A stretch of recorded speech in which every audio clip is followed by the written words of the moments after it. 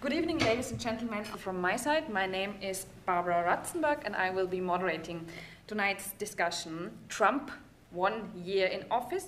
Preparing for our discussion tonight, we have asked all of you to kindly think of 2 events or 2 developments of the first year of the Trump administration that you thought of as particularly significant for you personally, but also in terms of a broader relevance. And we are very curious to hear what you came up with.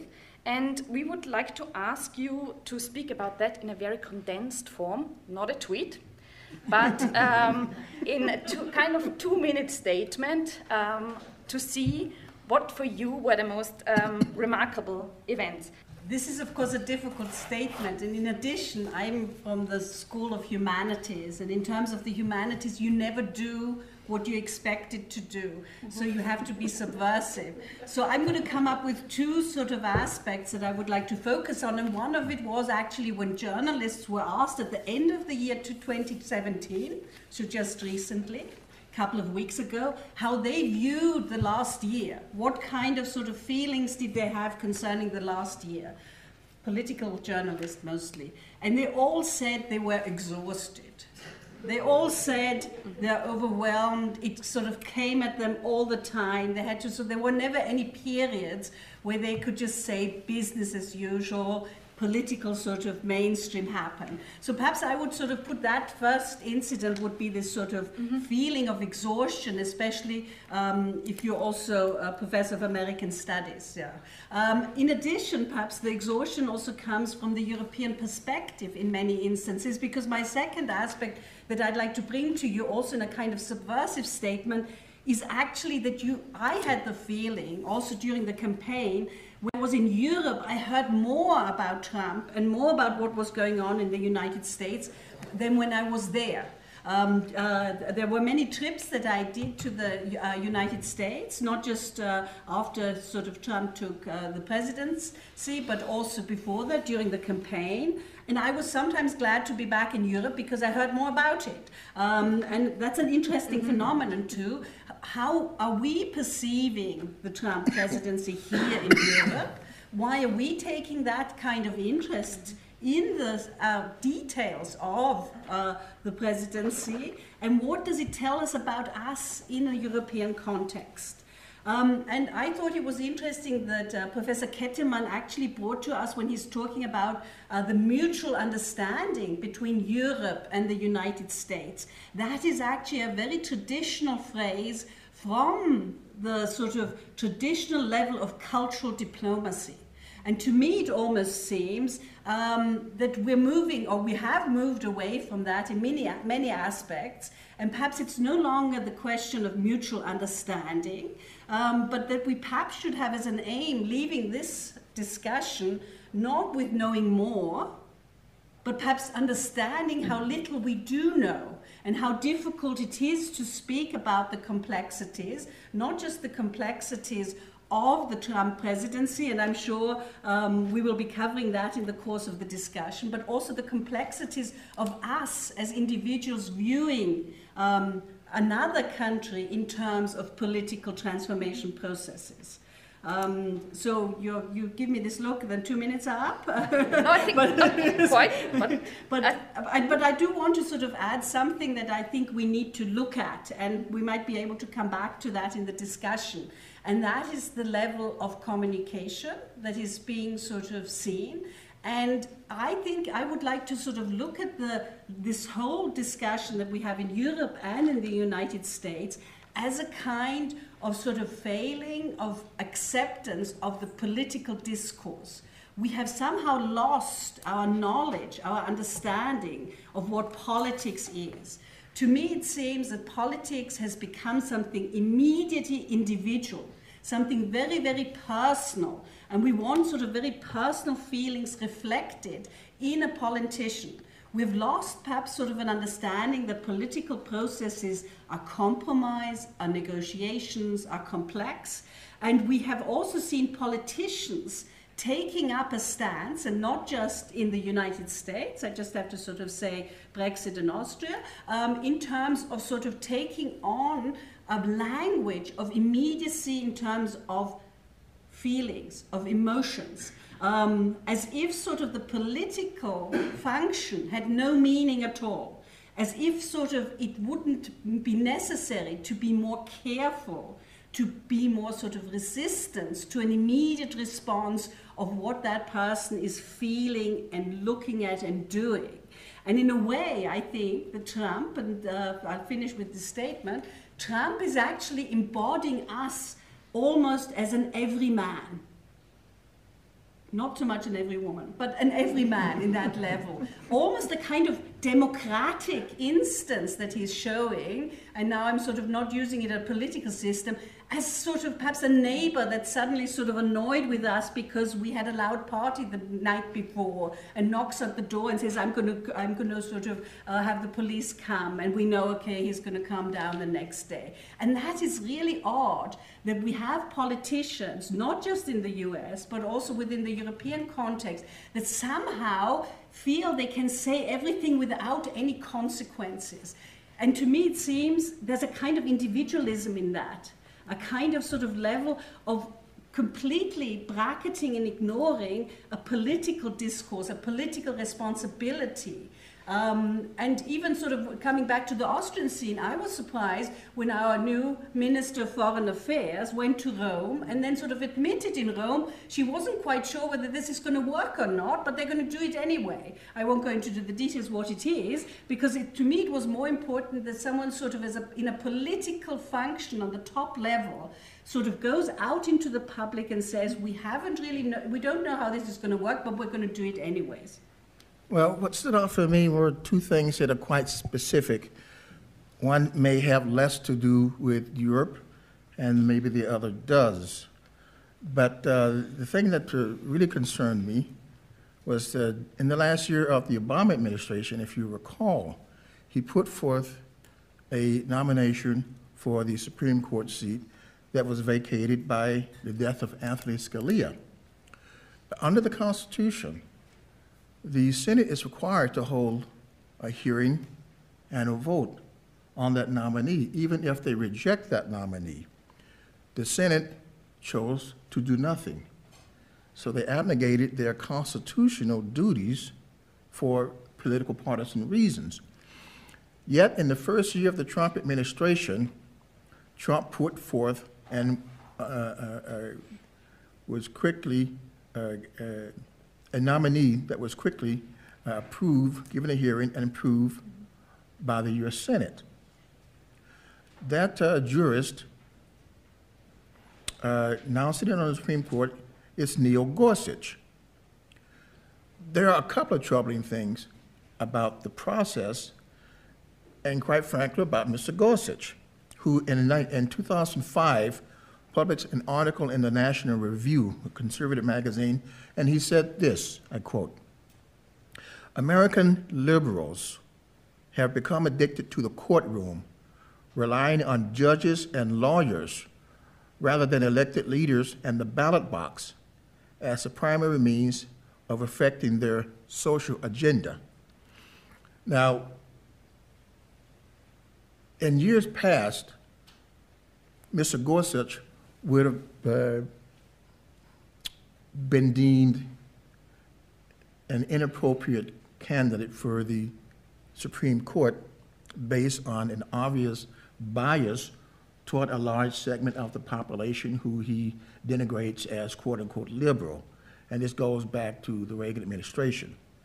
So that's very troubling on the one hand. On the other hand, what I've noticed over the last year is that the Trump administration has moved very quickly to try and fill vacant judicial posts, particularly at the U.S. District Court and the Impuls Court level, with political operatives, some of whom are clearly unqualified to sit on the bench.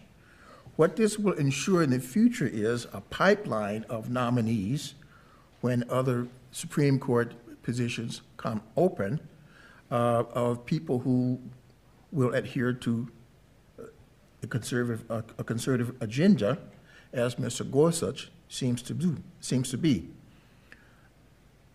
The problem here, long term, is that if they succeed in doing that, it means that they can set up a firewall to ensure that they do not lose in certain social issues in which they oppose: transgender rights, gay rights, and in the distance I can foresee a possibility where they may be able to overturn Roe v. Wade, which is a Supreme Court decision which grants abortion rights to women. I think that it's a long-term gain, as well as to cut off the Supreme Court as a last resort for social challenges that cannot be otherwise resolved in the lower courts. And so I think there's a dangerous kind of precedent that's being set here.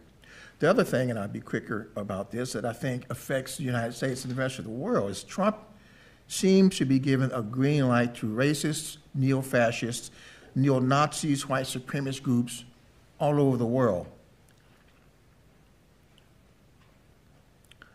Nowhere more so than in the infamous march now in Charlottesville, North Carolina, where a young woman protester was killed when a crowd that she was protested in was rammed by a car driven by white supremacists. And these guys were chanting racist slogans, wearing Nazi crosses and so forth. Instead of condemning those people, Trump criticized, quote unquote, both sides.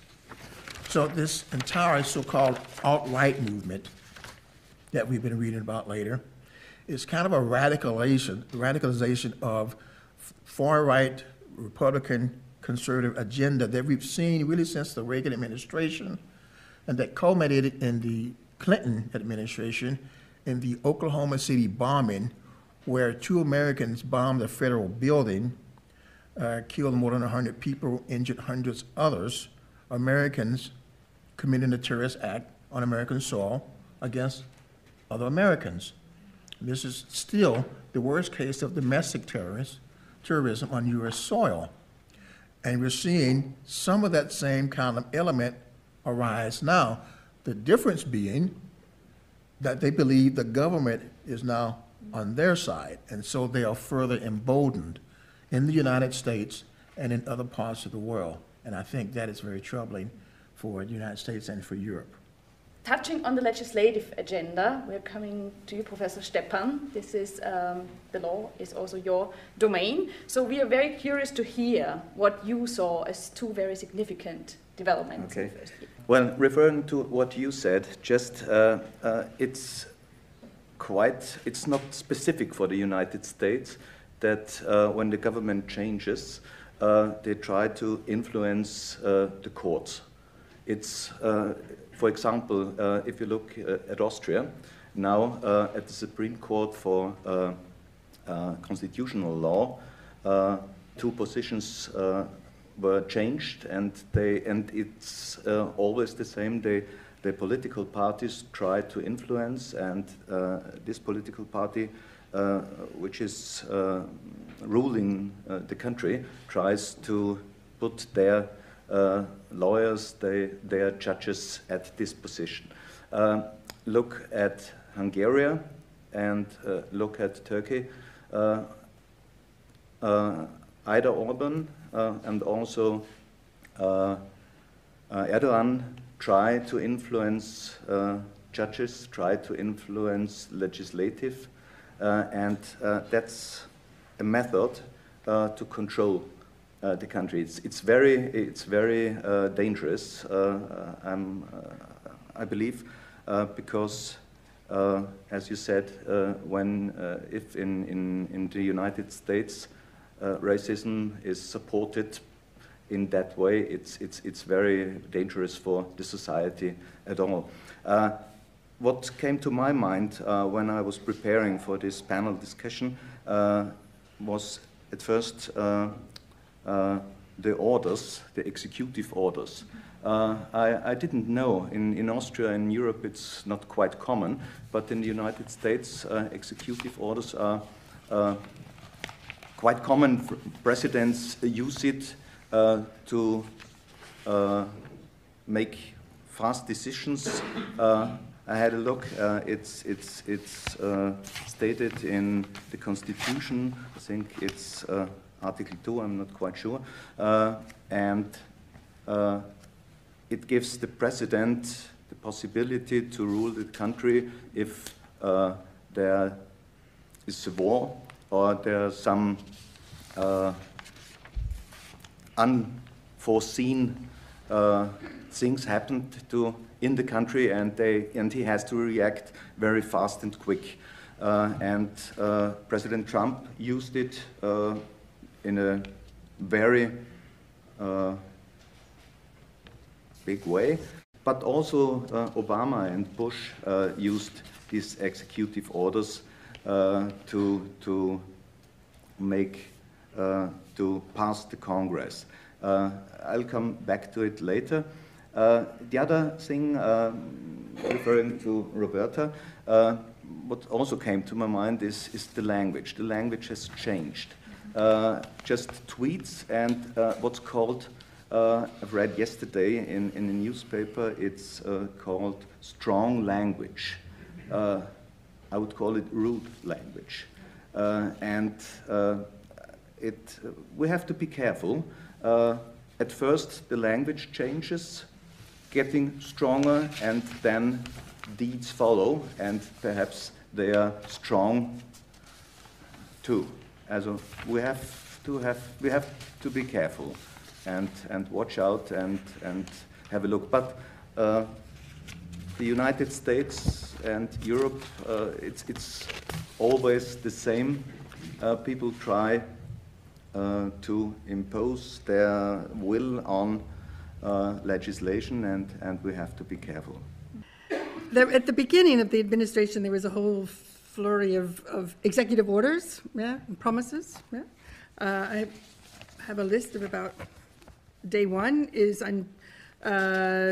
Trump said he would cut funding for the Department of Justice's violence against women's programs, cut funding for the National Endowment of the Arts, cut funding for the National Endowment of Humanities, said that he would cut funding for the Corporation for Public Broadcasting. He would cut funding for minority businesses, cut funding for the Economic Development Administration, cut funding for the International Trade Administration, cut funding for the Manufacturing Extension Partnership, cut funding for the Offices of Community-Oriented Policing Services, and cut funding for the Legal Services Corporation, and cut funding for the Department of Justice Civil Rights Division, and cut funding for the Environmental Agency, and cut funding for the UN Intergovernmental Panel on Climate Change, and cut funding for the Offices of Electricity, Deliverability, and Energy Reliability, cut funding for the Office of Energy Efficiency and Renewable Energy, and cut funding for the Office of Fuel Energy. All that was done in executive orders in the first month of his administration. That was day one. Day two, he ordered all regulatory powers of all federal agencies frozen, ordered the National Park Services to stop using the social media after they posted factual side-by-side photos of the crowds at his inaugural with the crowds of Obama's inaugural. On the following day, Kellyanne Conway defended Spicer's lies about all of this, about the attendance at the administration, at the inauguration. Conway defended Spicer's lies as alternative facts, and they brought a whole new vocabulary and a whole new form of discussion into the political discourse. On January 23rd, Trump reinstated the global gag order, which defunds international organizations that even mention abortion as a medical option. On that same day, Spicer said the U.S. will not tolerate China's expansion into islands in the South China Sea, essentially threatening war with China. That same day, Trump repeated his lie that 3 to 5 million people voted illegally, costing him the popular vote. On the same day, it was announced that the man who shot the anti-fascist protester in Seattle was released without charges, despite turning himself in and admitting to it. Spicer, on that same day, also said the White House would stop publishing any papers or research. All communication with the press would, at that point, as of that point, have to be authorized and vetted by the White House. On the same day, the House Bill, H.R. 7, that prohibits federal funding to any abortion service providers and to any insurance coverages, including Medicaid, that provides abortion coverage. This bill was sent to the House for a vote. Didn't pass all the way. On January 24th, the same day, Director of the Department of Health and Human Services, Tom Price, the nominee, he hadn't been installed yet, characterized the federal guidelines on transgender as absurd. On the same day, Trump ordered the resumption of construction on the Dakota Access Pipeline, while the North Dakota State Congress considered a bill that would legalize hitting and killing protesters with cars if they are on roadways. On the same day, it was discovered that police officers had used confiscated cell phones to search the emails and messages of the 230 demonstrators now facing felony riot charges in Dakota, North Dakota. It's no wonder that we feel exhausted after the first week. It goes on and on. I stopped at that. I couldn't manage more than 3 days. This government by executive order is not new. Obama used it extensively. I think Trump got more executive orders in the first 3 months than Obama did in his entire administration.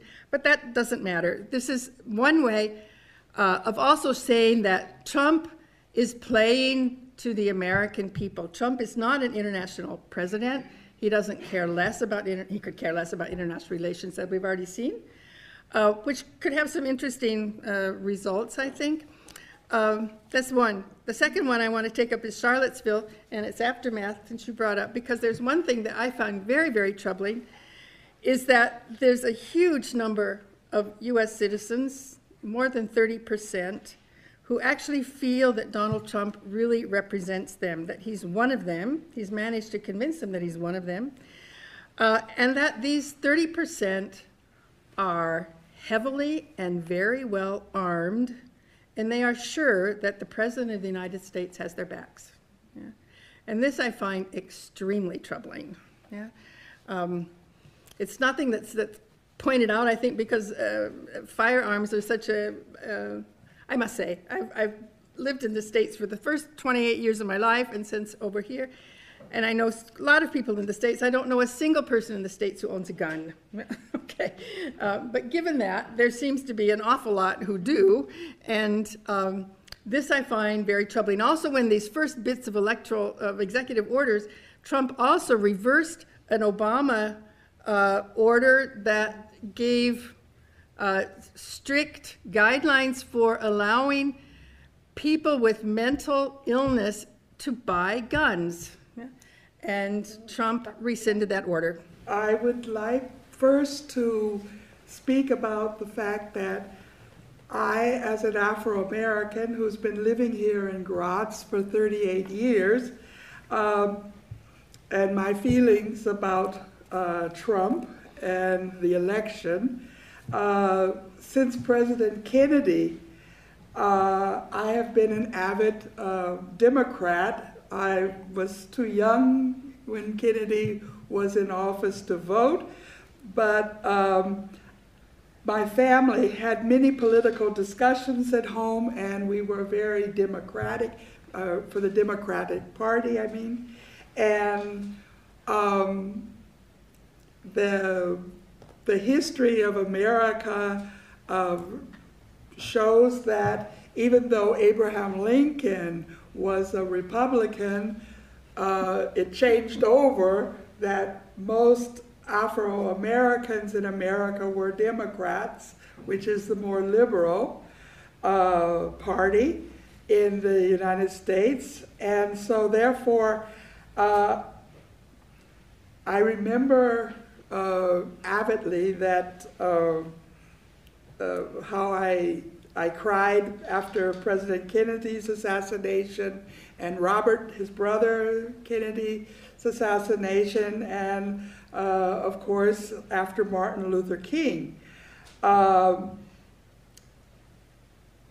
there were tears of joy I had when I was on an airplane and heard it in the airplane that Mr.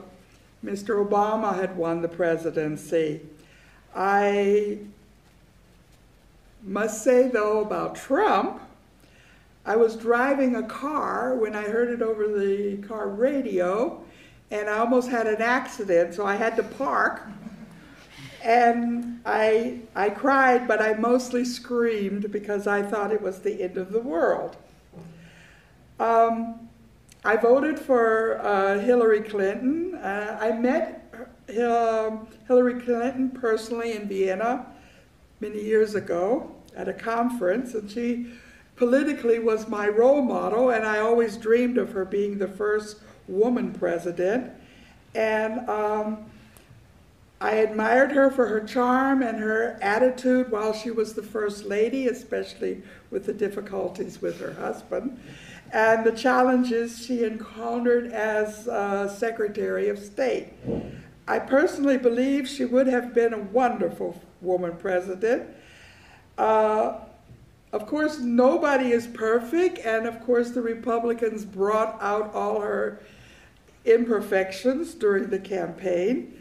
But she would have made mistakes, but just like any man before her. So I repeat to say that I really would have been proud of her and to call her Miss President. On the other hand, I'm not going to say that I believe President Trump is a bad person, but he is definitely not a person that should be elected President of the United States.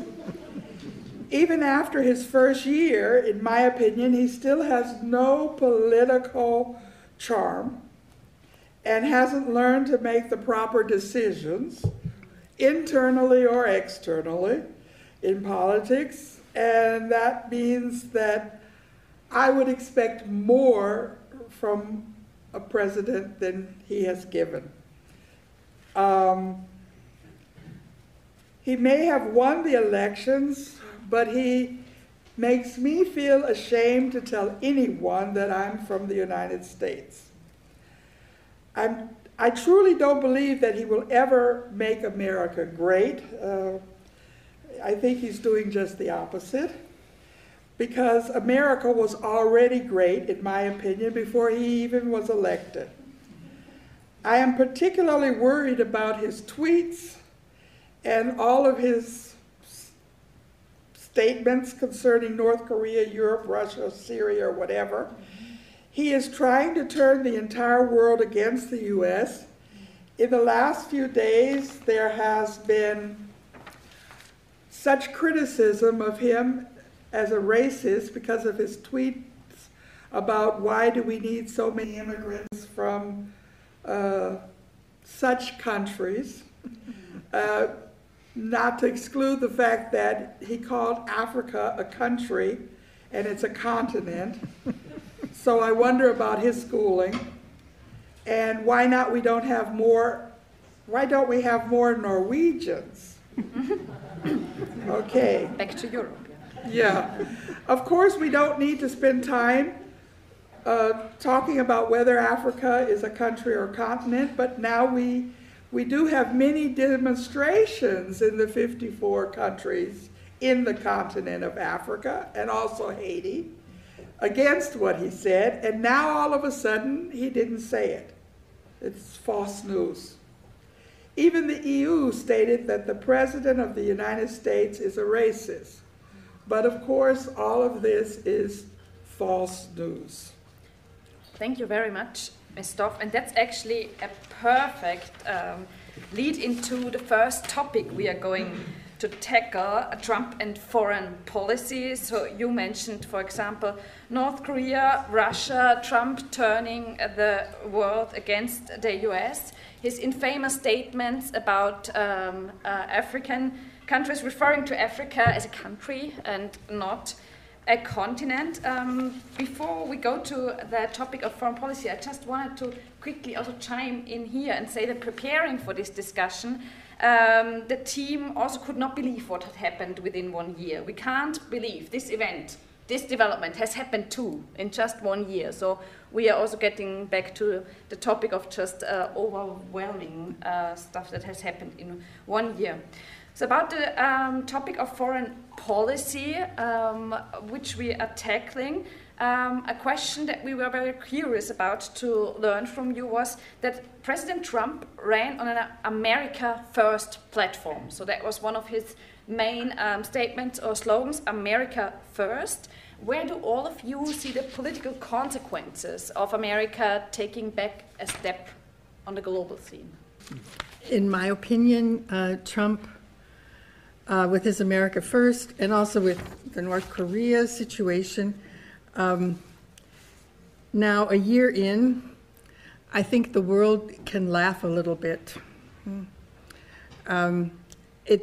He's just gone so overboard on everything concerning international relations that my gut feeling is the international community doesn't take him very seriously anymore, which is, well, not what you really would be looking for. Other things that indicate that he doesn't really care at all about international relations. He hasn't appointed ambassadors. He hasn't appointed a whole slew of top-level international people to all these agencies. The ambassadorship in Vienna has been vacant, as in many of the countries of Europe. This seems to be another sign of his just not caring. Why bother counting them if they're not going to be interested anyway? What this administration means for Europe, however, is he's telling them, you can't rely on us any longer. Yeah?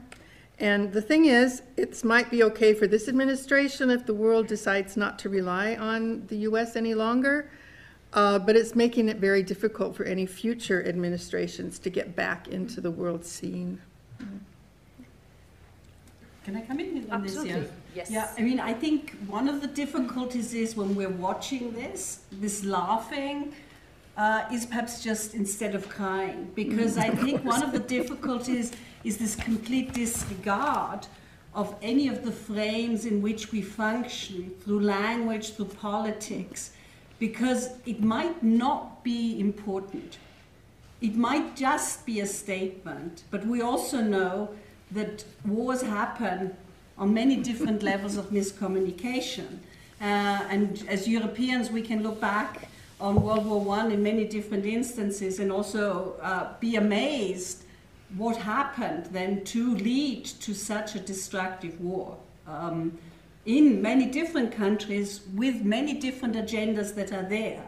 And I think one of the difficulties is exactly that. How do we, as Europeans, but how also do US citizens react to that? What kind of sort of power do we have to counter this? How can we sort of emphasize the importance of a political office in these times? And I think the difficulty in terms of America First, in looking back, of course, one always had a strong America in terms of foreign policy, often sometimes also a strong arrogance, a strong sort of interventionist aspect. But there was also something else there, that kind of cultural diplomacy that we were talking about. And now it seems almost that Trump is a kind of transparency tool in some instances. The 30% that also sort of carrying guns, the divide in the country that actually, in terms of American culture and politics, was always there in one way or another. But it has had a kind of tipping point. But we're not quite sure. Is this just talk? Are these just tweets? Or will this lead to a world that has been distracted in many ways? And I think that adds to this uncertainty in these terms. If you look at it in an optimistic way, you can say, okay, in terms of the European perspective, it might sort of, similar to Brexit, get sort of the European Union and other countries to sort of look at their own strength and come together closer. But it also could have exactly the opposite consequences. If I may, to pick up on that, a friend of mine in Slovakia who's Dutch said to me that he rather welcomed in some ways Trump retreating from Europe because it allowed Europe and prompted Europe, and Chancellor Merkel said this, that they had to decide that they would go it on their own and maybe in the future not be so reliant upon the United States.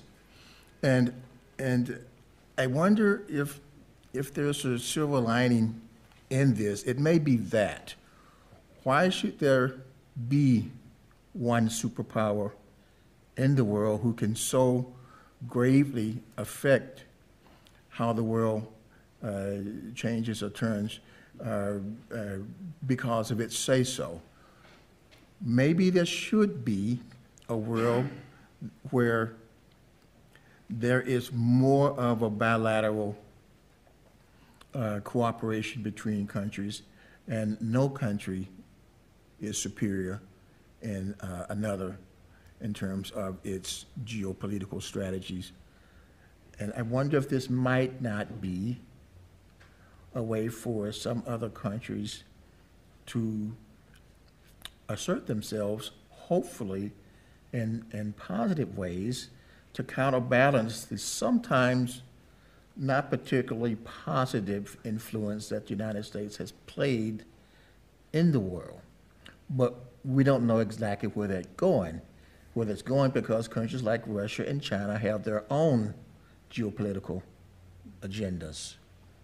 And so it could be a good thing if other countries decide to step up, if Europe decided to take more responsibility for its military protection, for its outreach maybe to other countries. There's a great outreach between China and Europe at this point, because in some ways they cannot depend on the United States economically. I think they see that. And so it might be a good thing, but I don't think it's necessarily a good thing if the United States is going to completely abnegate its ability to influence in the world. May I make a statement on this point like you asked?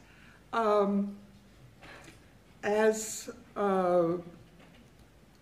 integration ambassador for this Zusammen Österreich, which was originally initiated from Sebastian Kurz, a group of us were sent to Brussels, and this was one of the main things that got spoken about to us, is that Brussels feels that all of the member countries in the EU are feeling that their country first. And this is a little bit difficult to do something internationally when each country thinks that the things that they need or want to do or whatever come first and the other things come second. But I would like to just make the point that I don't think many Europeans, the people sitting here this evening, know how the general public feels about Europe. And I would like to say, as a general statement, the main people that even from America, the majority of the Americans do not even own a passport. The people that do come to Europe are the teenagers or the ones that have just finished high school or college or during college or come to Europe before college, but I'm talking about young people, let's say under 25, whose parents have the money where they can afford, even if it's backpack tramping around Europe, they have the money to support their children to do this. The other second group, of course, are businessmen that come for their firms. And the third group are the retired people. And the main reason for this is because most Europeans do not know that Americans only get 1 week holiday for maybe the first, well, every company is different, But some companies, for 2 or 3 years, you get 1 week or 5 years or whatever. You have to earn a second week, or you have to work long enough in the firm to earn a second week. But here in Austria, Mr. May I direct us a little bit back to but I'm just trying to say that the point is, when the young people come, many parents are afraid for their young people to come to Europe because the parents of many of these young people are Protestants, very religious, and they consider Europe decadent. And they're afraid, yes, really. And so we're coming back to the topic of mutual understanding. Yeah, I think but I'm trying to say, out. why America first? Okay? What should we care about Europe when they're anyway decadent? This is what is important that the people understand. What should we care about these places that he spoke about, like Africa or the poor places of the world in Asia, because they're not worth thinking about, you see? And America has had and will have again a very bad reputation of being the ugly Americans, because before it was because, Uncle Sam was always sticking their nose military everywhere around the world. Now they're just being ugly through the president. So we're coming back into the topic of foreign relations also. I think also talking a lot about Europe and the US. Yes, you would like to come in? Absolutely. A short statement to what you said. I think what we should keep in mind is we should ask us who voted for Trump. We know from the popular votes, Hillary Clinton would have won the presidency, but the Electoral College voted for Donald Trump. I think we should make up our minds, and the Europeans and the US too, why and who voted Trump. I think in the past something must have gone wrong. Because the economy wasn't very good, the performance of the economy was low, and I think many people had the feeling they were losers. They lost the system didn't take care of them. And I think that's the reason why many people voted for President Trump and the electors, and this would be a crucial point to avoid a second presidency of Mr. Trump. I think the Democrats and also Republicans who didn't support President Trump should be aware that they have to change something. They have to get back the votes from those people who had the feeling they weren't accepted by the government, by the establishment. I have to pick up on that point a little bit. In the talk that I gave last night, I talked a little bit about the Electoral College. I'm not sure if Europeans understand how the system works. It's quite difficult. But the way it turned out, Hillary Clinton got 48% of the vote. Donald Trump got 46%. Trump gets to be president. Why is that? It boiled down to really about 107,000 people in 3 states. And the Electoral College, which is mandated by the U.S. Constitution, and some way to get around that. But the problem with the Electoral College is that it has what's called a so-called winner-take-all system. If you win the majority of votes in a particular state, you get all of the electoral votes in the college. So in 3 states, Donald Trump won by a margin of really 100,000 people. And yet he took all of the electoral college votes for those three states, and I think they were Wisconsin, Pennsylvania, no, not Florida, not this election. That was Bush. That was Bush Gore. Wisconsin, Pennsylvania, Michigan. Thank you. And so he won based on the fact that he took the popular vote in those three states, but he got all of the electors.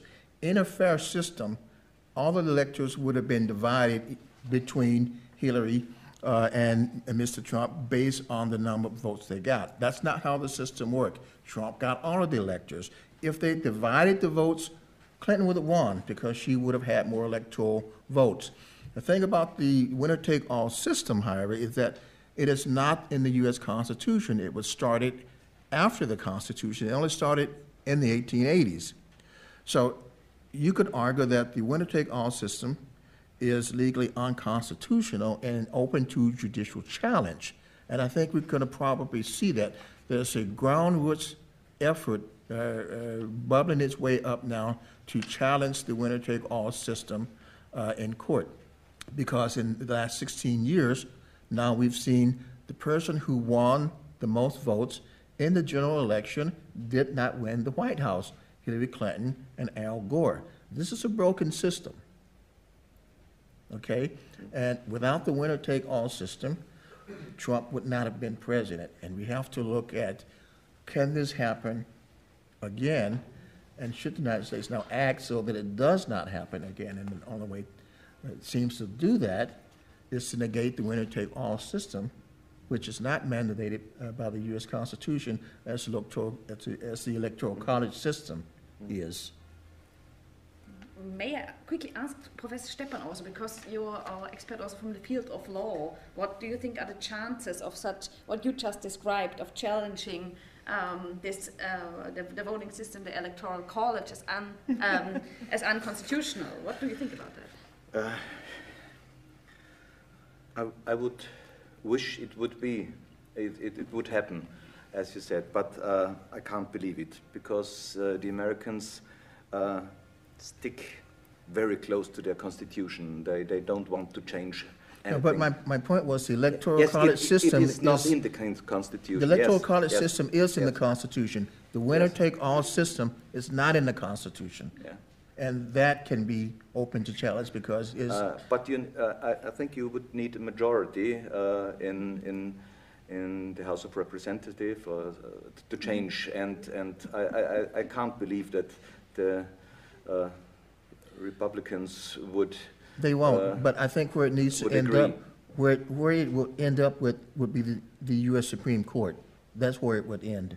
Okay. And unfortunately, if it went there now, it might not stand a good chance because the court is now divided 5-4 on the conservative side. Yeah. So I agree with you. At the end of the day, it doesn't look good. No, it doesn't. Professor Maierhofer, you also want to come in. I want to come into this discussion because I think from a European perspective, one of the baffling things is, of course, that we have a bi-party system.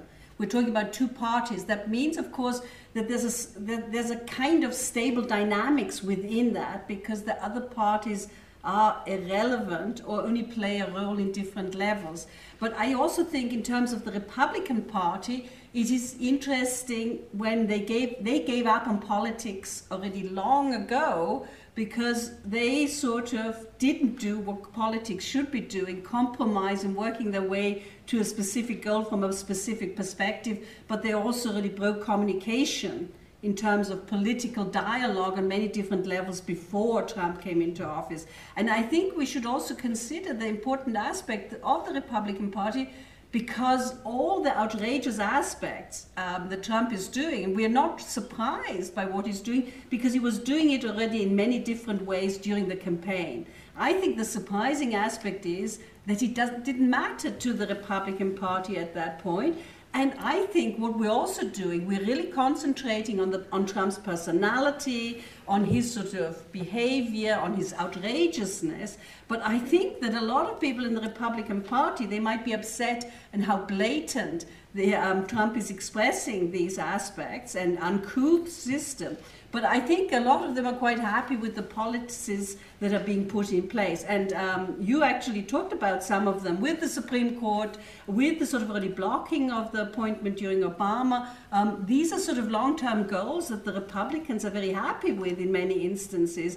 And we are sort of concentrating on these eccentric and outrageous and rude behaviors that are happening, but a lot of really sort of troubling, very sort of day-to-day political decisions are being made that are going to change a lot of aspects of American culture and politics. I think a good example of this is the Obamacare thing. It was such a huge thing at the beginning, replace and repeal, first repeal Obamacare, then replace and repeal Obamacare. It was going up and down. They had God only knows how many meetings and votes, and is it going to pass, is it not going to pass? And in the end, what's happened, the Obamacare healthcare discourse changed from an Obamacare thing. A lot of people were talking about universal health care seriously, not just Bernie Sanders. This had become a real part of the debate on health care. It didn't pass the way Trump wanted it to, but what's happened, all this blustering about Obamacare, the House and the Senate have quietly taken all the financing from it, so it's going to fail. Yeah. This was not a big bluster, it was just the budget thing. They've just stopped financing the mandate, and without the mandate that everybody has to buy insurance, that's the whole insurance thing. Some people use it, some people don't, but everybody buys into it. If you don't have that mandate, it cannot function. So without talking about the principles of healthcare, do we want it, we need it, who's going to vote for it, who's not going to vote for it, all the town hall meetings where people upset about it. What happened was it got gutted out on the side and nobody was really watching. And I think this is what you talked, we're concerned about the blustering. After I read the Wolf book, it seems like they put all that on Bannon's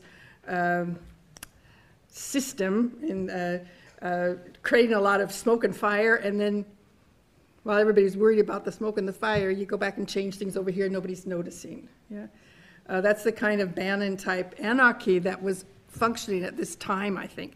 But it's become symptomatic that we're all worried about what's he tweeting now? How many tweets in the night? And everybody wakes up to the New York Times analysis of the tweets of the night before. And in the meantime, he's done all these executive orders that we don't even know about and gutted the government. Yeah, it's a dangerous policy. You think it's some sort of tactic? I think it's a tactic. Yeah. I think a common theme that I keep hearing running through, and which of course we were also a bit anticipating preparing for this evening, is the topic of media and tweeting. And of course that's one of the things that kind of sticks out when you think about Donald Trump, media, tweeting, the social media president, as he has also been called. One thing we are curious about to hearing from you, and we hope also the audience, is Donald Trump's distinct use of social media. And also, what are the implications of Donald Trump attacking and sidestepping traditional media outlets? Because, of course, also with this tweeting, he positions himself as a people's president in many ways. So what are the consequences of sidestepping traditional media outlets? What would you think about that? I mean, I think the sidestepping has, of course, to do with not sort of an involvement with complexities. So I think that is, of course, something that is happening everywhere, that there are sort of simple answers that are being provided on that level. But I also think that we forget in many ways about sort of a historical development, because a lot of actually things that are bothering us at this point, now, despite the cuts that were made, were actually also put in place during Obama's administration. For example, the countries that then Trump sort of spoke the ban about, they were already on a list under the Obama administration. So I think that we're also sort of, we're looking at politics, and that's sort of what I was saying in my introductory statement, almost like a sideshow, like a film. So I think the sort of the social media aspects are only sort of the tip of the iceberg. Because I think in all instances, even serious news, serious involvement with politics has actually looked at the world scenes in the good and the bad, the heroes and the fallen. And we can look at many different other countries where sort of that has happened, where suddenly sort of an ally of Europe became then the foe, an ally of the United States became a foe. So we're looking actually at world politics and not just American politics in a kind of film scenario, and not what sort of politics should be doing in many instances, and that is being boring.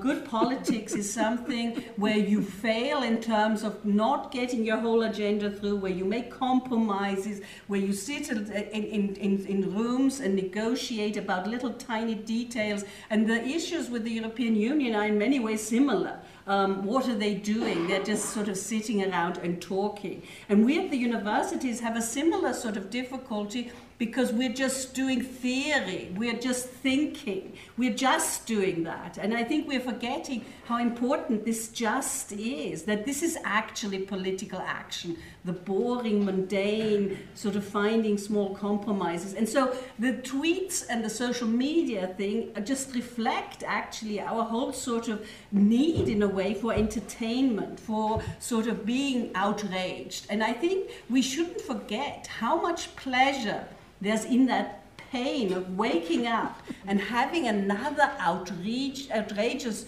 tweet. This outrage is actually sort of comes from rage, anger. And anger can almost be as a strong driving force as passion and lust. There's a kind of almost sexual frenzy in that, going from one outrageous statement to the next. And I think this is something where we need perhaps to be a little more disciplined and perhaps find pleasure in this boring, mundane, everyday sort of compromise, political action thought, and also respecting that sort of those media outlets that try to sort of represent the complexities. They have these long articles. They don't have this sort of snappy sort of headlines that sort of draw us in. We have to be the ones that are doing the hard work, reading those long articles. And I think we should look at that in the broader sort of spectrum of that. So that's perhaps a thought we want to keep for many thanks, Professor Maierhofer. Politics need to be boring, a statement to remember. May I add It can something? be boring in a sexy way. Dr. Devine also, and sexy at the same time. Yet, and you also talked about this kind of aspect of lust, even of seeing another outrageous statement. But what we are also interested in is what are the consequences of this? Because Trump is really actively also sidestepping traditional media, discrediting like outlets like the New York Times or CNN as fake news, and there are definitely consequences of that. May I address that for just a second? Okay, one second, but Dr. Devine was actually... Okay. Yeah. No, go ahead. I think that the thing that we're overlooking here is in the United States, the so-called fourth estate has always been the media. In any free society, you must have a free press. One of the things that dictatorships that dictators do in authoritarian societies, is they get rid of the free press. It's been done in Russia, it's being done in Venezuela, it's being done in our countries where, people do not have freedom of speech and freedom of choice. And so Trump's determination to undermine the legitimate media and to undermine the free press moves the country a little bit closer to authoritarianism. And I think his attempt to delegitimize the press is certainly a way to avoid scrutiny of himself, but it also seriously undergirds American democracy and the institutions that we depend on for freedoms in the United States and around the world. So I think it sets a very dangerous precedent, what he is doing, and to rely on something like Twitter to affect national policy seems to me not only imbecilic, but the strategy of a 5-year-old. Yeah. So the Trump's media strategy of threatening democracy. Dr. Devine, you also wanted to come in on this. Yeah. What were your thoughts? My thoughts were following. Trump likes to think of himself as an actor. Yeah, he was in Hollywood and had these things. He kind of has this idea of himself as an actor. I used to tell my students when we did these political things out for years that Americans understand the show business of politics, yeah, that Europeans really don't understand, probably the rest of the world doesn't understand, but Americans sort of feel this show business in politics. Yeah? You don't have to be an actor like Reagan or whatever, but there's a definite show element in the way politics is represented. And Trump has taken this to new dimensions. Yeah? But it falls sort of in this whole thing. We can take it with a grain of salt. Yeah, it's probably too dangerous for that. But I think Trump is playing this for all it's worth. Yeah, he does attack the media, but he thinks the media can be made to his liking. He in this book that came out recently, he's talking about how all the fake news, and he said, "I know it's fake because I used to make the stuff up myself, and they printed all of it." So it's he's playing this. Yeah, it's a dangerous game. I'm not saying it's not dangerous, but it's a dangerous game. He's got this thumb on the button. Yeah, it's always dangerous. But there is this show element, and he's playing it for all it's worth. And it shows a great deal of disrespect for his office, the office of the presidency, shows an enormous disrespect for the Fourth Estate. Yeah.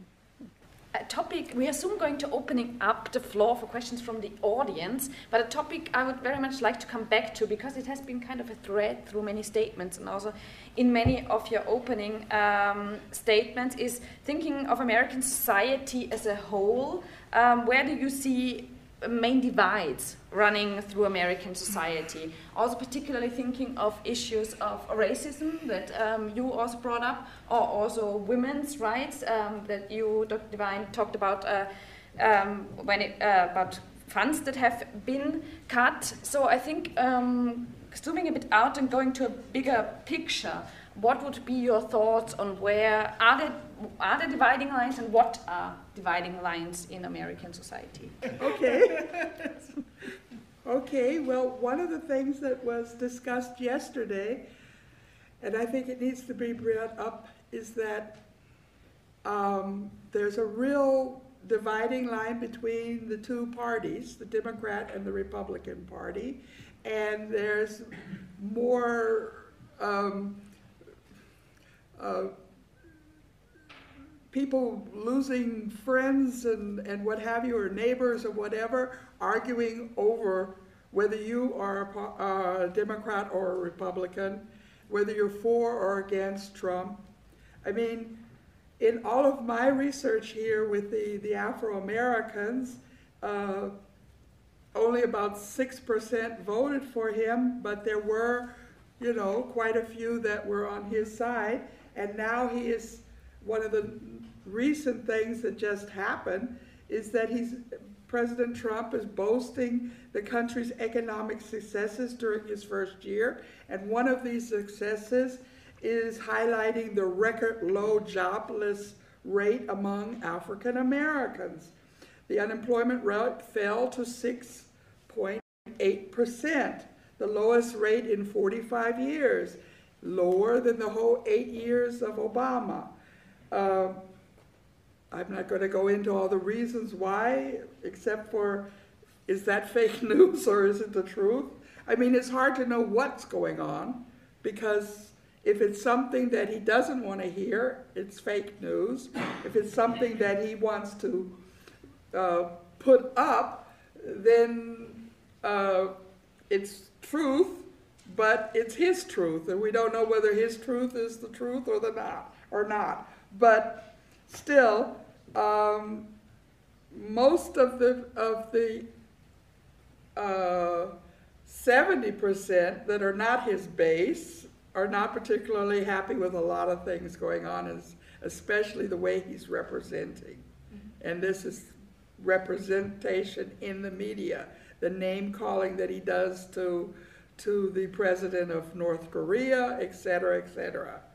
I mean, he didn't want to, when Chancellor Merkel came over, he didn't even want to shake hands with her. I mean, there were many, many media things that he did that were terrible. So dividing lines in America, but also dividing internationally. Since your talk has been brought up, Dr. White, you were talking about partisanship yesterday, about also the topic of racism. Where do you see the main divides running through American history? Well, as I said yesterday, there is a very hateful relationship now that exists between so-called liberals and so-called conservatives in the United States. And that really begins in earnest with the presidency of Ronald Reagan, who castigated liberals, without exactly saying what was wrong with being a liberal, but it castigated liberals for being liberals. And that has kind of, stuck since that time. Bill Clinton was given holy hell, his whole administration, because he was a Democrat and a liberal and upset a sitting Republican president. Obama was attacked because he was a Democrat and a liberal and, of course, black. The animosity now that exists between conservatives in the United States and liberals in the United States has reached a pitch unseen before in the history of American politics, and there does not seem to be a way back from this divide. And I think that's very troubling. I'm not sure where that's going to lead. I'm not sure if it leaves a lot of room for the next president to heal some of the political wounds, no matter who that president is, because the divide now has reached such a tempest and such a level of poisonous that I'm not really sure how long, if ever, it's going to take to walk back from this particular precipice. Any other main dividing lines you would like to point out before we open up the floor? Race, gender, geography. And they're deep.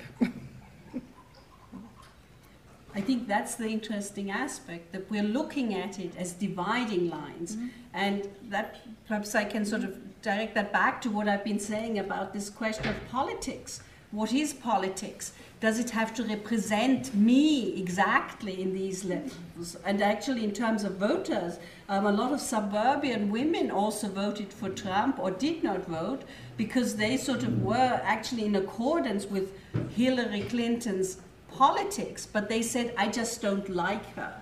And I think in many aspects, this level of what does the person that actually is there to do a professional job, how much does that person have to reflect those feelings of liking? And sometimes we talk about it in the European Union. We say we don't like the European Union. And sometimes the European Union officials sort of, they set up to make us love them or like them. And I think we should get away from those sort of references. Why should we like them? Why should we love them? There are enough people that we can like and love, and we don't have to sort of look at institutions and structures that should actually represent a process of bridging those dividing lines. And I think any sort of form of politics that sort of reinforces those dividing lines will sort of have exactly that effect, that we then have the population divided on that level.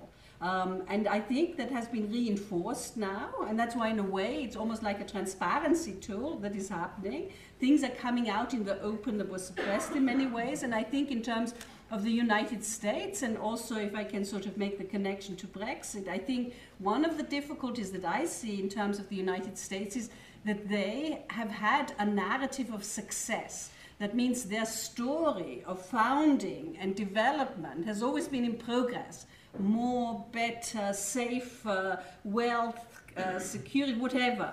And I think one of the issues that sort of is now coming up is that, and coming from a Central European country like Austria with the whole baggage of the past, with whole atrocities of the past that we have to come to terms with. This, I think, would be also important for the US, and I think also for the United Kingdom, to sort of look back in history and say, we'll own also the atrocities of slavery, the atrocities of Native Americans, in that level, to reach more of an ambivalence than this sort of simple slogan of Make America Great Again wouldn't carry that kind of baggage, because then we could redefine that greatness can also be in accepting the failures of the past, accepting the atrocities that happened in that territory, and still we can be better than that. We can overcome it. And I think that's why this language issue we started with is also the aspect of the narrative we have to sort of continue in focusing on. Because I think that being better would also be in looking back and seeing where a country has been worse. You brought up the point of communication. I think it would be a good point to also bring in our wonderful audience to this. So we are curious to hear our questions. We covered quite a few things about the first year of the presidency. If you think, for example, social media tweets, executive orders, but there's also a lot of things we did not manage to talk. I'm just saying the tax reform announced, infrastructure, investment deals, for example, the wall. The wall has not been a big topic yet, so we are waiting for your questions. Steve Ravich is there with a microphone, so if you would like to join our discussion, please raise your hand and Steve will come to you. And as I said, we'll also have questions from our viewers on Facebook. Who would like to go first? There is one point in the whole discussion I'm still missing. What do you think is the real reason why so many people are voting for Trump? Are you really sure it's only because of the economy? A friend of mine told me when Trump announces to run for presidency that he will win, and he is 100% sure that he will win. He told me because of these three reasons. First reason, he will win because politicians became officials. They say there is no alternative, we can't do anything else, only this way. The second thing, he will win because journalists became teachers. They try to teach the readers.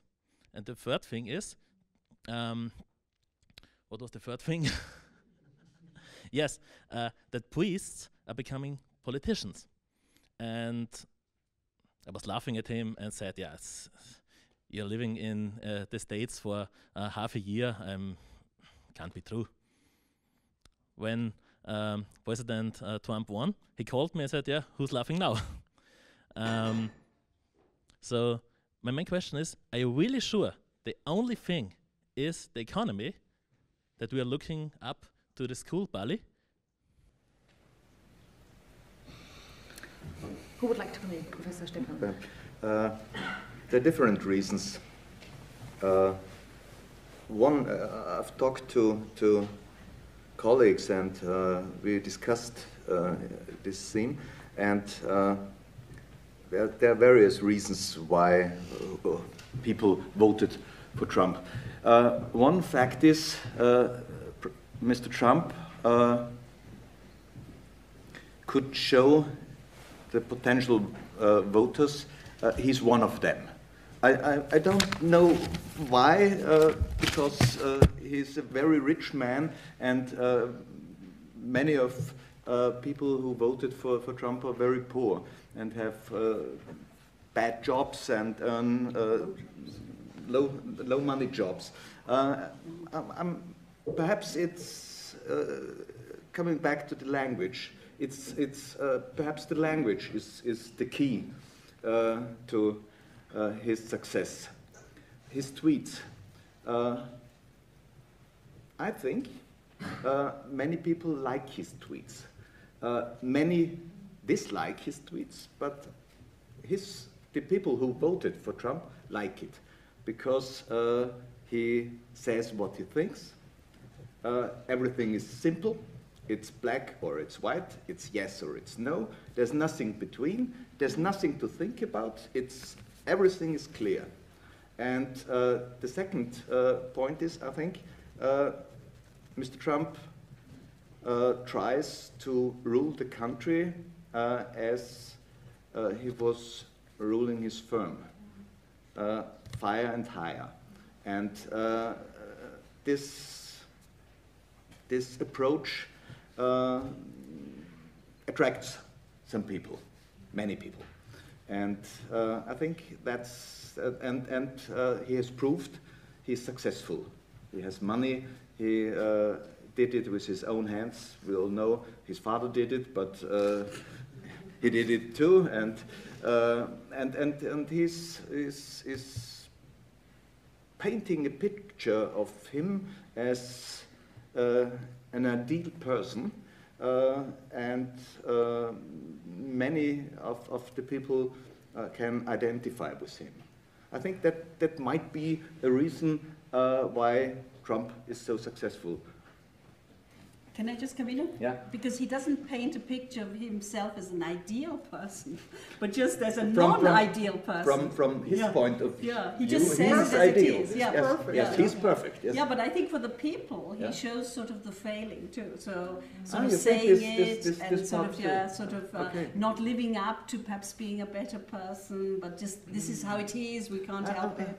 I'm not quite sure. I think he just doesn't care about what people think about him.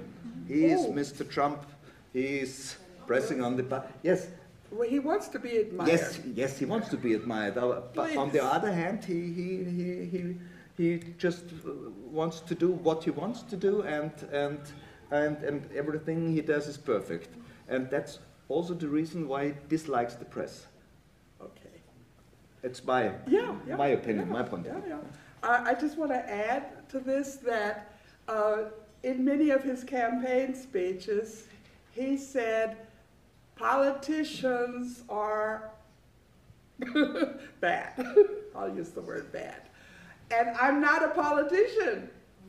So vote for me because I'm gonna fix everything up, all the problems the politicians made. I'm gonna fix it because I'm not a politician. And some of the points he lied about because he criticized the stock market. And what did he do? He brought the people from the stock market in as his advisors. But still, he criticized big stock markets. He criticized a lot of things.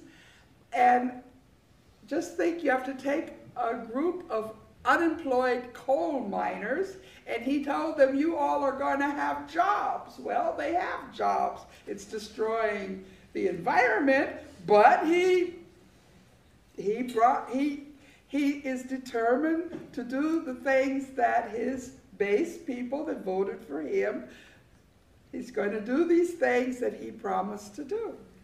If I can jump in there. Yeah.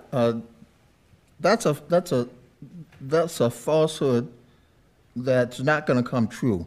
The coal mining industry in the United States is dead. Yeah. Those people are not going to get their jobs back. I know, But they they don't voted. know it. They voted for him out of a sense of hopelessness, and economic despair, because many people were simply left behind during the 8 years of the Obama administration.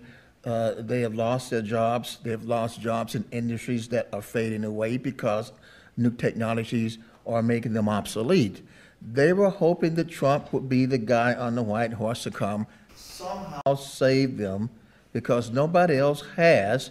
He appealed to them, and this is the act of desperate people, to think that maybe he was finally going to pay them some attention, because he did, and he didn't. People did not feel that Obama did, or that Clinton cared about them either, because she didn't even campaign in many areas of the country that voted for Trump.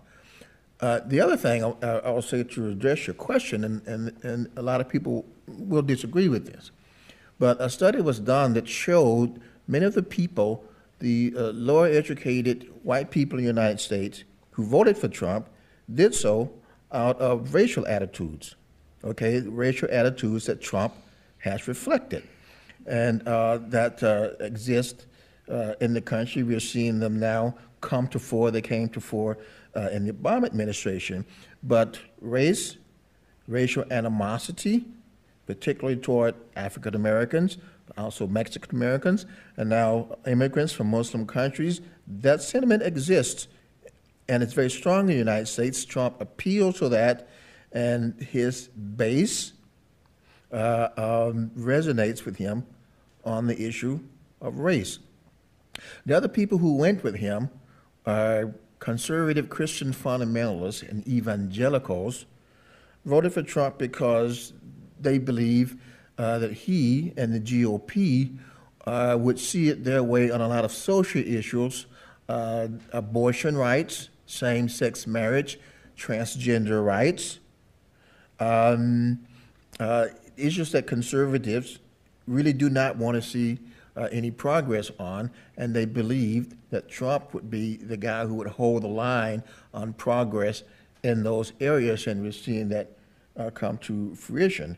And so the evangelicals who are very staunch on these kinds of social issues were all too enthusiastic to go along with Trump because they were able to communicate with him with respect to these issues, and know that he would cover their back when it came to these kinds of issues. And I think that those three reasons really look at the reason that a lot of people went with Trump, even though in the long term it's going to be against their self-interest that they did, because when Trump administration guts Medicaid, the largest insurance program that services elderly and the poor, a lot of poor white people are going to be hurt with the dismantling of Medicaid, as well as poor blacks and Hispanics. But if you look at the demographics of Medicaid, more white people are recipients of Medicaid than are black people and Hispanics. And yet, poor white people voted for Trump on these social issues, even though they're going to be negatively affected in the long term when he dismantles the social safety net. We have a couple of more questions lined up, but I think Dr. Devine, you wanted to add something to this. I just wanted to add that I think Trump is the president of his base, yeah, and he plays continually to his base. Yeah. I think 3 months ago, we had an event in Klagenfurt, and I remember thinking, this is going to split the Republican Party. This election is going to split the Republican Party right down the line. And what happened? It split the Democrats.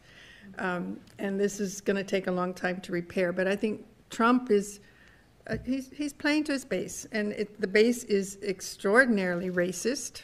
Yeah. Surprised the heck out of me. Racism is alive and well. And it's very sad. But anyway, okay. So we have a couple of more questions over here and then over there. First, hello. It's working, right? So I was wondering that now at international level, we are concerned about the decisions that presidents of the United States of America making right now. And we know that there are a lot of problems before Trump administration and after administration. It's still, we have so many problems. Do you really think it's time to realize that we have to let AI to be more involved in politics? Because as you said, that's got in details, and politics concerned about details. We have to go through a lot of details to make a better compromise in order to reach fairness and justice for all, as the United States is one of the countries in the world that is trying to send this signal to the rest of the world that we are watching the justice and all the things. And out of the sudden, out of the blue, the United States of America is just involves so many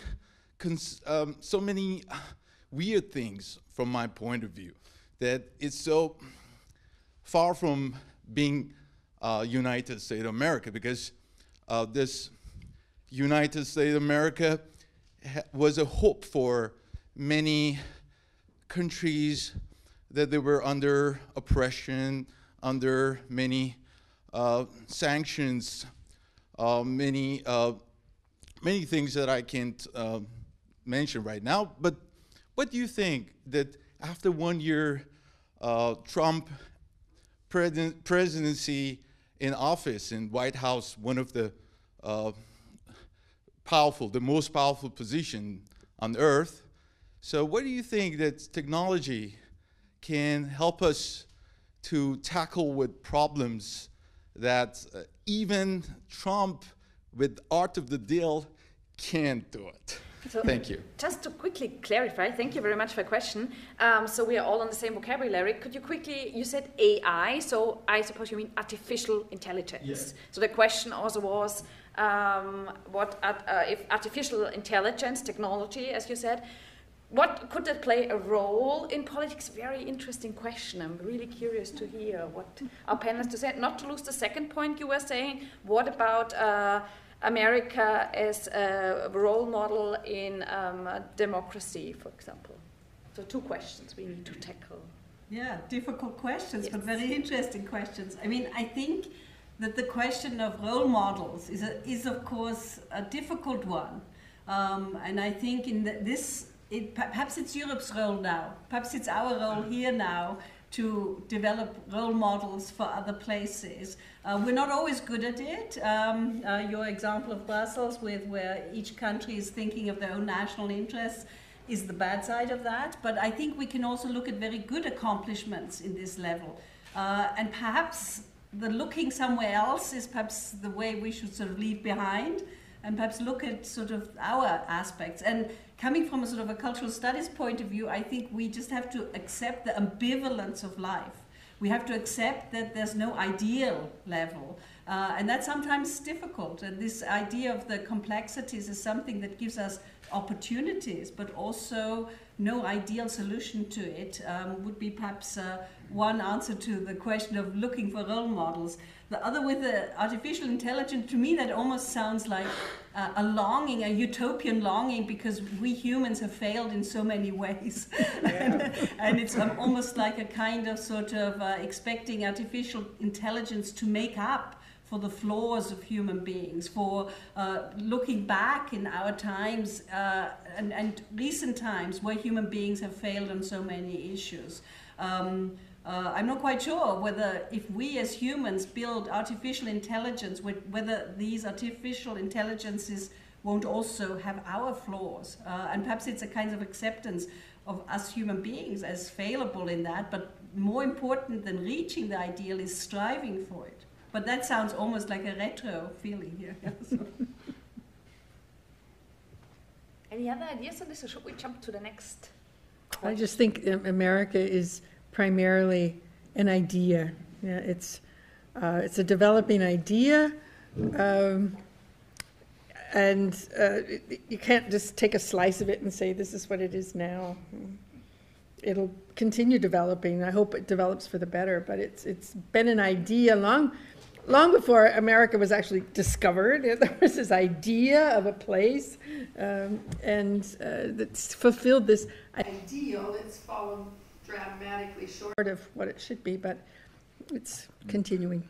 I think it's a process it's in progress, and you could see it also as a chance. Many people dislike Mr. Trump, and it could be a chance to avoid something for the future. And perhaps, I'm not quite sure, the United States of Families for the Pluralism, and I hope it will succeed, and I hope that 4 years of presidency won't destroy the United States, and I'm quite sure Mr. Trump isn't able to do so. I hope so. I can't say anything about artificial intelligence, except Trump seems to have it. But one of the things certainly that is troubling about the last election is the extent to which we now know, if you trust U.S. intelligence agencies, that Russia actively used Facebook, Twitter, other social media to turn Americans against themselves, or at least play into some of the biases that existed in American society. And France has maybe some inkling that Russia tried to involve itself in their elections. I think that in the future, there's not going to be an election where there is not some cyberspace contingent of that, somebody trying to manipulate public opinion in some way. The United States Congress seems to have abrogated its ability to support and bolster its cybersecurity systems, even in the face of what they know was an attack by Russia on the election. So I think there needs probably to be some attention paid by the United States and other governments as well in the future with respect to how foreign governments may try to influence the thinking of other countries, foreign countries, at the national and at the subnational level through cyber terrorism. And I don't think that issue has been fully addressed by anybody. So I'm also glad that we brought up the Russia investigation, because besides the war, another big topic we've been missing out, but we have time for a few more questions, so we are looking forward to the next one. Good evening, thank you very much. I'm interested in the European perspective, and I think Trump made it completely clear that he doesn't give a damn about Europe or about any other country, by the way. He said he was applauding Brexit and he was for UKIP, and he said Brexit was a good thing. And then even Angela Merkel said, now we have to focus on ourselves. We have lost our reliable partner. We can no longer rely on the US. And this actually means, I think, a turning point in the history on the relationship between America and Europe, because so far we have always relied on the United States, I guess. And being still an optimistic person, I wonder whether you see a slight chance that Trump might even work as a kind of healer for the European integration, that he kind of helps European integration in a way that we know that actually we have to focus on ourselves, that we no longer can rely on the US. And yeah, you see it, in that there's some progress being done in the security union now in the European Union. So we know that we no longer can rely on the US. So my question is whether you see Trump as a figure of European integration. Yeah, that relates to what you brought up, Professor Maierhofer, Europe taking the torch or Europe coming closer together? But I think that yeah, I don't even think you need to be optimistic about it. I think there is a realistic aspect in the European Union, in the European project, of being a positive force. But I think that the United States actually never perhaps sort of really realized what has been happening in the European level of this collaboration. Because I think so many good things have happened in it in terms of cooperation, of working together. We sometimes only sort of focus on the negative aspects. And of course there was a certain reliance on the United States, but I think in many aspects Europe was also moving away on that reliance. Perhaps not so much in terms of military reliance, but in terms of sort of models, in terms of this idea. Because suddenly sort of the idea, sometimes modeled according to the United States, but also sometimes coming from a European definition of values, sort of has started growing in these aspects of it. And I think that's why Trump does not want these kind of sort of collaborative efforts that actually are for the public good. And I think that his golf courses in Scotland, where he's restricted in terms of a public good level of just doing what he wants because he has money, is of course a stumbling block. And I think also the UKIP sort of example is a good one. which interests are being served. On the lip service level, it's sort of the woman and man from the streets, the poor one, but actually it's cooperation, it's sort of money making, it's the commerce aspect of it, and not the public good. And I think that in those levels, Europe could be self-confident in these aspects. We could, of course, concentrate on the bureaucracies in the level of when sort of protective measures are there, that it sort of hinders us, it takes away some of our freedom. But perhaps that public good is worth it in terms of having clean air, good food, a sort of a public standard of living that's good for all, and not just the aspect of greed of the individual in these levels. So you could be a realist with me and sort of believe in this idea. What do our other panelists think on this? A realistic estimation? I think it's very realistic that Europe start moving away from North America. It started already with the TTIP. Yeah. Curiously, Trump is against TTIP as well. With NAFTA, the US is trying to dismantle NAFTA. And curiously, in this whole thing with the stuff that I mentioned right at the beginning, all the things that have happened, the stopping of the North Dakota, or the continuation of the North Dakota pipeline, was the ultimate NAFTA deal. Yeah? When he did that, the president gave a green light to a Canadian oil company to build a pipeline across American soil to transport Canadian oil to China. Yeah? And he found no irony in this at all. So I think partially in the fact that Trump hasn't the vaguest idea of what's going on in international relations, it's a chance for the rest of the world to, well, I think not care is far too strong, but to disassociate itself from some of the more binding or constricting aspects of the U.S.-European relations. I just want to make a comment on this. One of the main decisions that President Trump made about NATO is that, which is typical for Trump, Europe is not paying enough money. Yeah, you're getting too much that America has to pay for. So if you really want NATO to work for you, then pay for it. So that's what I'm thinking people are thinking about in Europe, especially the countries that are that broke away from Russia and on the border of Russia. Of course, this would go right in the hand of Putin, because he would like it if there was no NATO at all. That would be his dream, I believe.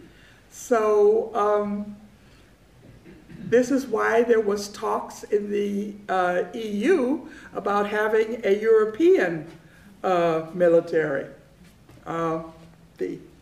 The countries that are a part of the EU must make that decision. But I mean, on the other hand, it is really something to wonder about why, through the last presidents before Trump, that they had the NATO to protect these European countries and was paying for it too. So I have a feeling that had a lot to do with it. We are unfortunately slightly running out of time, but I think there's one more question, and I also want to, or two more questions. I also want to make sure, is there questions from Facebook also? Because not yet. There was one question actually, but that was almost the same question that you just asked. I just want to make sure we are. I keep inviting people to ask. Wonderful. So we are also listening to our online audience, but of course we also want to make sure. So I understood there are two more questions. We are tackling these ones. Yes, please. Okay, I'd like to apologize because this is not going to be a question. Having lived in the US for the past 20 years, I really feel like I have to make this addition to a comment that Professor Maierhofer made earlier, which she said we have to remember there's only two parties, or there are only two parties in the US. And during the campaign, I made a lot of phone calls to the US, to my friends, asking them, what are you going to do, because that happened to be Republicans, what are you going to do with your vote? I'm really feeling your pain because this is such a tough decision. And I'd like to remember that in America, the people are very, very loyal to their party, because as Dr. White was mentioning earlier, the parties stand for certain ideas that haven't changed over the years. Everybody stands for abortion, anti-abortion, stuff like that. So when these people were voting during this election, they didn't vote for Trump per se, not for Trump the person, but for the Republican Party, because they said, I'd much rather give my vote to the party than vote for Hillary, because voting for the party is the lesser evil. And that's why I need to point this out, because we cannot just say, who are all these Americans who voted for Trump? They didn't. They just gave their vote to the party because, as Dr. White was saying, that influences who sits in the Supreme Court, who fills all the empty seats, which is, again, very important for future legal decisions. And that I just was important enough to add to this discussion. Thank you. Thank you for your comment. Can I just say something to that comment, because I think that's a very important point, and I think that Dr. Devine talked about this, that we as Europeans sort of are focusing on this showmanship, this kind of sort of theatrical almost performance of Trump, but actually the backbone is then the values that are represented by two parties. Yeah, that's a good addition. Thank you. So we're tackling our final question. So in the last discussion, the topic of the military was brought up, and that's something that wasn't talked about too much in the other discussions. But up to this point, Trump has been very vocal about being against NATO. He's talked about, obviously, things with North Korea, Russia, and different things. Up to this point, there hasn't been a whole lot of action going against Trump. It's been mostly rhetoric. Up until this week, Trump's administration announced that they were going to support Kurdish rebels in Syria. And then almost immediately, Turkey, an American ally, came out and said, no, we don't agree with this, and now they're building up troops on the Syrian border. Do you think that's an isolated incident, or is that more of a direction of what we can expect in the future of former or normally American allies not only talking against America, but maybe taking military action directly against America's goals and policy?